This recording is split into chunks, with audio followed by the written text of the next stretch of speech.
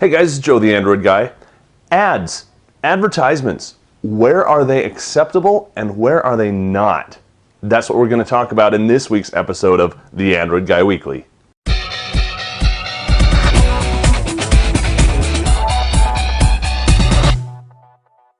So a quick history of Google. Google had some free stuff. Search engine, for example, Gmail, they were free. Well, they were paid for by ads that you had to look at when you were using their products, but you didn't have to pay money out of your pocket to use them. Well, all of a sudden, Google kind of started putting feelers out for a cell phone OS and eventually ended up buying Android. They didn't announce any plans with it right away, we all know what happened, but way back in the day, speculation started to fly. Is Google going to make a phone, a Google phone? In fact, that's what a lot of people thought the G1 was going to be, was the Google phone. In fact, we thought the phones were going to be called G1, G2, G3, all the way up for Google 1, Google 2, etc., etc. We know that didn't happen either, but that's kind of what we thought. In addition, there were some rumors that flew that said these phones were going to be free. The plans were going to be free. Or maybe the plans would cost money and the phones would be free, or the phones would be free and the plan, whatever.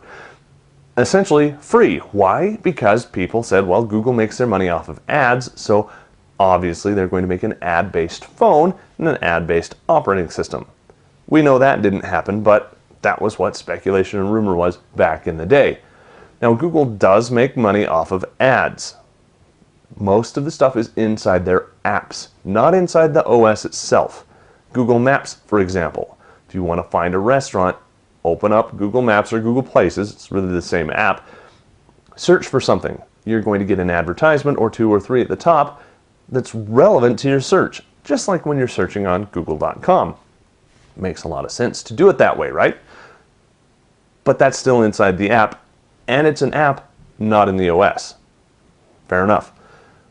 T-Mobile recently had an update, shall we call it, to their account app. Now, this account app is pretty cool. It lets you see how many texts you've sent and received, how many minutes you've used, and how much data you've basically burned through on your plan. And it shows you how much you should expect to pay at the end of the month when the billing cycle is up. Kind of cool. Bathed in a lot of magenta, which I don't particularly like, but the application itself is very, very nice. This recent update, however, people started reporting some ads. And I'm not talking ads because the app is free. I'm not talking ads like we're used to in apps that are at the top or the bottom or both. What I'm talking about is ads that were up here in the notification tray. So you'd get a notification that you had a new ad, you'd pull down your shade here, and there would be your advertisement. Not very cool. In fact, that sounds awfully reminiscent to what some other people were doing. In effort to make more money, now app developers have to make money somehow. They're not just making these apps out of the goodness of their hearts. Well, maybe a couple of them are, but most of the time they want to be compensated for their work, and we don't blame them, right? It's something that they do. They want to get paid. Let's pay them. We can either buy their apps with money up front and get an ad-free experience. That's the way it's supposed to work. Or get them for free and pay for them over time by watching their ads and hopefully clicking on them eventually when we get a relevant ad that helps us find a good or a service that we didn't know we needed. That's what advertising is all about. But T-Mobile was doing this in such a way that the ads were showing up even when you weren't running their app. This is what another company did. This other company basically sold a plugin, for lack of a better term, to developers to put their ad distribution network inside these developers' apps. People would then download and install them, and because these ads were getting presented in a different manner, the thought was you'd get a better click-through rate, everybody would be paid more. Great, not a problem. Except it was a problem.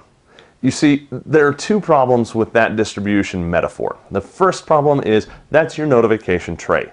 When you pull down that shade, you expect to see information that's important, not just fluff.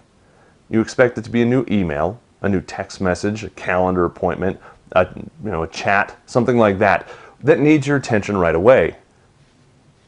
An ad? let's face it, doesn't need your attention. They may want your attention, but if you don't look at an ad for 10 minutes or even 10 days, no big deal. If you don't look at your calendar reminder for 10 minutes, you might have a problem. If you don't look at it for 10 days, you probably missed a bunch of meetings. Fair enough. It's not an appropriate place to put ads. First problem. Second problem, those ads run even when the app isn't running. That means they have to have something running in the background all the time to present the ads. Something running in the background all the time to go to the net, get the ads, download them to your phone using your data, I might add, and your battery, and slowing things down in the process to be able to present those ads to you. They're now costing you money to look at those ads. That's not cool at all. Don't do it. There was such a backlash over this that I can't name a single app that still uses that distribution mechanism. There are probably still some out there, I just don't know of any, because those are all lower tier apps, in my opinion. T-Mobile has now risen to the lower tier app bar. Congratulations, T-Mobile. Well, they started getting a backlash too, and they have since apologized, saying that it was an error. It was a mistake. It was kind of worded like a technical glitch. I don't see how crafting an ad that is presented to users could be a mistake, a technical glitch. Somebody had to say, let's do this. Somebody had to actually do it, and then it was implemented. But that's not the big problem. The big problem is now there's an app installed on my phone that's sitting there even when I'm not using it, potentially gobbling up system resources and checking the web to see if there is a new ad that I need to get all the time, even when there's not. The mechanism to display those ads is built into this T-Mobile app, and even though they apologized, they haven't, at the time of this recording, updated it to remove that mechanism. And they need to. T-Mobile is an industry leader because they are a carrier. They need to set an example to everyone, and that example is ads don't go in the notification bar. That app, when you're not running it, needs to not sit there and gobble stuff. So T-Mobile, thank you for the apology. You've got another step to go. So that's my rant on ads and apps in ads and ads in outside. Wow, that's confusing. But now it's your turn. What do you think? Where are ads appropriate? Where would you like to see ads? Where would you not like to see ads? And where should ads never be? Of course, I've biased you, so you can just say I agree with you or I disagree with you. That's fine. But put some thought into it and let me know. From a consumer perspective, from someone who uses apps, who uses the OS, where would you like to see ads and where would you not? And how much is a reasonable amount to pay for an app to get an ad-free version?